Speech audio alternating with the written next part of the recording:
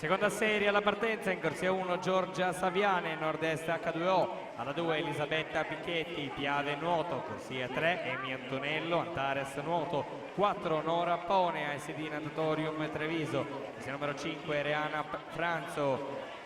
Caorle Nuoto, corsia 6 Caterina Marin, Centro Nuoto Rosà, alla 7 Michela Curtol, sportivamente Belluno, alla 8 Greta Maviglia, Aquapolis.